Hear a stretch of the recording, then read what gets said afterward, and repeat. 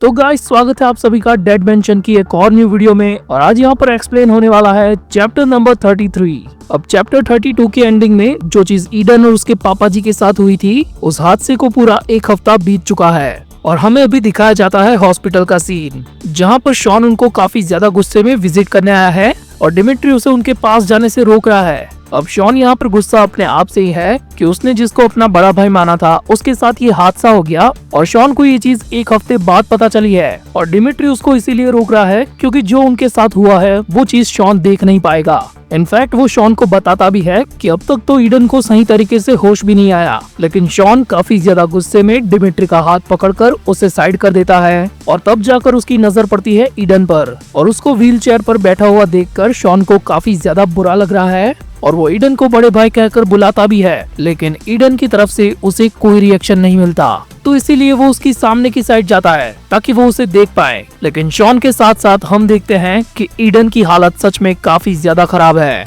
और बेचारा अपनी टूटी फूटी आवाज में बस पापा जी का नाम चिल्ला रहा होता है। और डिमिट्री फाइनली शॉन के सामने ये रिवील करता है कि एम्बुलेंस के थ्रू यहाँ पर इन लोगों को लाने से पहले ही पापा जी भगवान को प्यारे हो गए और ईडन को होश आने के बाद शायद से ये बात पता चल चुकी है, इसीलिए वो काफी ज्यादा सदमे में है। और तभी शॉन को हल्की सी आवाज सुनाई देती है कि ईडन उसको पुकार रहा है और उसे लगता है कि ईडन को शायद से होश आ गया और वो उससे कुछ कहना चाहता है। हाँ बड़े भाई ईडन, मैं तुम्हारे साथ ही हूँ, तुमको मैं याद तो हूँ ना। और लिटरली ऐसी हालत में भी ईडन शॉन से मदद मांगता है और उसकी आंखों से आंसू भी आ रहे होते हैं, पर बेचारे की हालत ही इतनी ज्यादा खराब है कि वो किसी चीज को ठीक से बोल भी नहीं पाता। एंड अपने बड़े भाई जैसे दोस्त की ऐसी हालत देखकर शॉन के दिल को काफी ज्यादा धक्का लगता है और वो खुद भी इस सदमे को पूरे तरीके से बर्दाश्त नहीं कर पाता। सो वो तुरंत ही वहाँ से निकलकर सीधा टॉयलेट में जाता है और वहाँ पर उसके इमोशनल ब्रेकडाउन के साथ उसे काफी ज्यादा उल्टी भी होती है और इस पूरे टाइम पर वो अपने आप से कह रहा होता है, ये वही लड़ाई थी जिसके लिए मैं तैयार था। मेरा मकसद बस अपनों को बचाना है और इसीलिए मुझे लगा कि अपनों के लिए मैं कुछ भी कर गुजरूंगा, लेकिन ये लड़ाई इतनी भी आसान नहीं है। यानी कि शॉन को अब यहाँ पर अपनी हारने की पॉसिबिलिटी दिख गई है कि भले ही वो अपनों को बचाने के लिए कुछ भी करे, लेकिन वो उनको खोने के लिए तैयार नहीं है। और शॉन फाइनली ये रियलाइज करता है कि डिमिट्री ने जो कहा था वो बात बिल्कुल सही है। आफ्टर ऑल शॉन एक टीनेज बच्चा ही तो है। इस गहरी सोच के बाद वो टॉयलेट से बाहर आता है और डिमिट्री और रैचल को इग्नोर करते हुए वहाँ से निकल रहा है। ओए शॉन, आखिर तू कहाँ जा रहा है? क्या तुम्हारा दिल टूट गया शॉन? नहीं, मैं बिल्कुल ठीक हूँ। मैं बस वो याद कर रहा था जो तुमने मुझे सिखाया था, दुश्मनों को गर्दन से उड़ाना और गोलियों से उनके दिल को छलनी कर देना। जो भी चीज मैंने सीखी है उससे सिर्फ लोगों की जान ली जा सकती है। इसका मतलब ये नहीं है कि मैं सारी चीजों का कसूरवार अपने आप को समझूं। ये बस एक तरह की तैयारी है जिसे मैं पहली बार सीख रहा हूँ और अभी हमारे साथ जो हो रहा है वो हमारी ताकत का ही अंजाम है। अगर हम किसी से कुछ छीनते हैं तो हमें अपनों को भी गंवाने के लिए तैयार रहना होगा और इसीलिए हमें बहुत ज्यादा ताकतवर बनना होगा। इतना ताकतवर जैसे कि कोई शार्प ब्लेड जो एक बंदूक से निकली गोली को भी काट सके। मुझे ऐसा हथियार बनना होगा जो अपना सब कुछ खोने से पहले दुश्मन को ही खत्म कर दे। शॉन के इतना कहने के बाद यहाँ से सीन शिफ्ट होता है और हम देखते हैं एक सुनसान इलाके के चर्च को, जिसमें स्पार्की अपनी नई फुलझड़ियों के साथ झूम रही होती है और स्लैंडी भी उसी के साथ ही मौजूद है। और स्लैंडी को एक फुलझड़ी देने के बाद वो एक और बंदे को भी ये देती है और ये बंदा वही है जिसने पिछले चैप्टर में ईडन और उसके पापा जी की दुकान पर तबाही मचाई थी। और स्पार्की उसे डेमियन कहकर बुलाती है, यानी कि इस बंदे का नाम है डेमियन। और स्पार्की की बकबक सुनकर अभी उसका दिमाग पक चुका है, तो वो उस फुलझड़ी को अपने क्रैपट के साथ नीचे गिरा देता है और उसको कुचलते हुए स्पार्की को कहता है, ये मंदबुद्धि चूजी कहीं की, इसे ऐसा क्यों लग रहा है कि हम यहाँ पर कोई सैर करने आए हैं? अगर ऐसे हालातों में भी तुझे आग से खेलना है तो एक काम करना साली, एक बड़ा सा बॉम्ब लेकर आ और यहीं पर फोड़ दे। क्या सच में मैं ऐसा कर सकती हूँ? हाँ तू ऐसा कर सकती है, लेकिन एक और ऐसी चीज है जो करने में मुझे भी मजा आएगा। और ऐसा बोलकर वो स्पार्की को एक थप्पड़ लगाने ही वाला होता है, लेकिन तभी उसके हाथ को स्लैंडी बीच में ही रोक लेता है। बस बहुत हो गया, अबे गधे के बच्चे, मुझे बस ये बता कि आखिर उस बुड्ढे को मारकर उसकी दुकान को किसने जलाया? अच्छा, तो तू क्या इस छोटी बच्ची के साथ वहाँ पर गरबा खेलने गया था? अबे मंदबुद्धि, वो तुम लोगों का काम था जो मैंने पूरा किया। अबे ओ गधे की नाजायज औलाद, अबे तूने मुझे क्या बोला? और ये सुनकर डेमियन अचानक से अपने शूज में से एक ब्लेड निकालता है और अटैक करते हुए स्लैंडी को कहता है, अबे जले हुए टोस कहीं के, तेरी औकात क्या है कि तू मुझसे सवाल करे। लेकिन तब तक स्लैंडी ने भी काफी ज्यादा स्पीड में स्पार्की को पीछे करके अपनी गन को डेमियन के आगे पॉइंट कर दिया होता है। लेकिन उससे पहले कि इन दोनों के अटैक्स आपस में क्लैश करते, बीच में एक बुड्ढा आ जाता है और दोनों के अटैक्स को वहीं पर रोक लेता है। तुमको कितनी बार समझाना पड़ेगा डिगरा लोग, ऐसी जगहों पर मारामारी नहीं करते। अब उनका बॉडी अब उतना पावरफुल नहीं है अब कि तुम लोगों के लफड़े को और भी ज्यादा रोक पाए बाबा। और इस बुड्ढे के अलावा यहाँ पर एक और बंदा एंट्री मारते हुए बोलता है, डेमियन अब तू वापस से किससे झगड़ने लगा यार। और ये आवाज होती है नॉल की, जो फाइनली यहाँ पर पहुँच चुका है और उसके साथ अपनी एक बड़ी वाली फुलझड़ी है। और हमें अभी ये नहीं पता कि आखिर ये कौन है, लेकिन प्रोबेबली हमें आगे पता चल जाएगा। अरे यार ऐसे झगड़ा मत किया करो, बहुत कम ऐसा होता है कि हम अपनी पूरी फैमिली के साथ ऐसे मिलते हैं। स्लैंडी भाई थोड़ा सा दिमाग से काम लो यार, डेमियन तो उल्टी खोपड़ी का है ही, लेकिन तुम तो समझदार हो ना, मेरी बात का भरोसा करो मेरे भाइयों, तुमसे वैसे भी कोई लड़ना नहीं चाहता।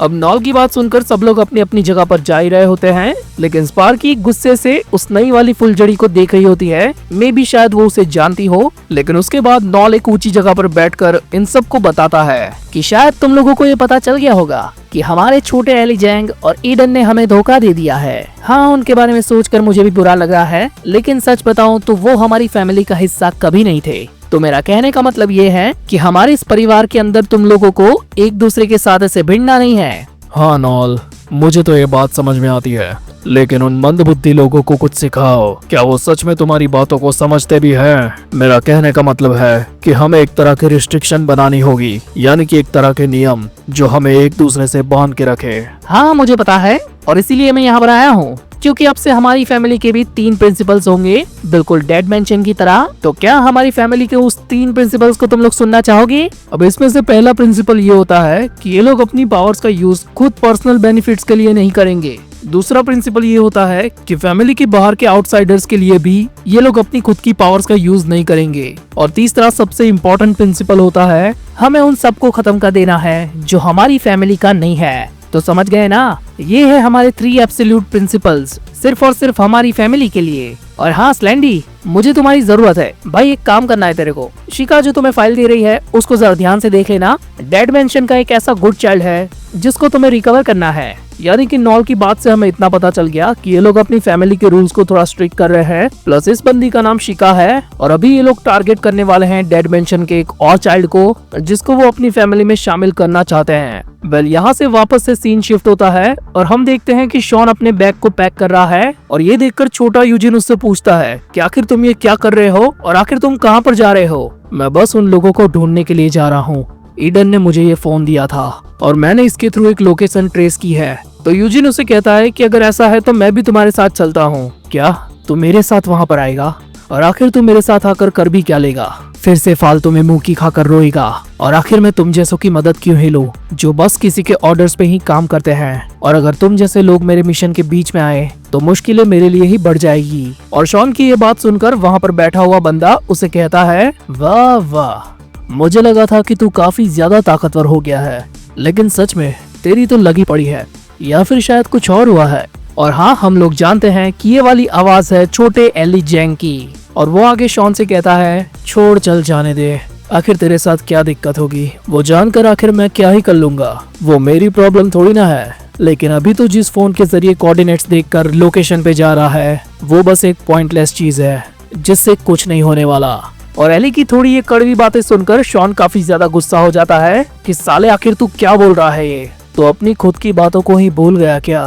तूने कहा था कि उन लोगों के पास तुझसे मिलती जुलती ही स्किल्स है, क्योंकि वो सारे भी डेड मेंशन से ही है। तो जरा सोच कर देख, तो क्या सच में वो अपनी लोकेशन ऐसे हवा में छोड़ देंगे ताकि तू उन्हें ट्रेस कर सके? और एली की ये वाली बात सुनकर भी शॉन उस पर एक जोरदार अटैक करता है, लेकिन हम देखते हैं कि वो अटैक उसने एली पर नहीं बल्कि उसके सोफा पर किया है। वाह, क्या बढ़िया अटैक था। मुझे नहीं लगा था कि मेरी बातें तुझे इतनी ज्यादा चुभेगी। अबे साले एली जैंग, आखिर तू कहना क्या चाहता है?